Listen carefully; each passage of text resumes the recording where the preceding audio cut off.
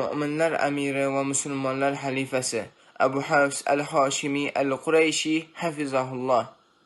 Qiyinchilik va yengillikda, o'zimga yoqqan va yoqmagan narsada Alloh subhanahu va taoladan ochiq kufrga dalil topilmas ekan, xilofat ahli bilan talashib tortishmasdan itoat qilishlikka bay'at beraman.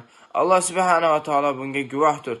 Allohu akbar, Allohu akbar, Allohu akbar.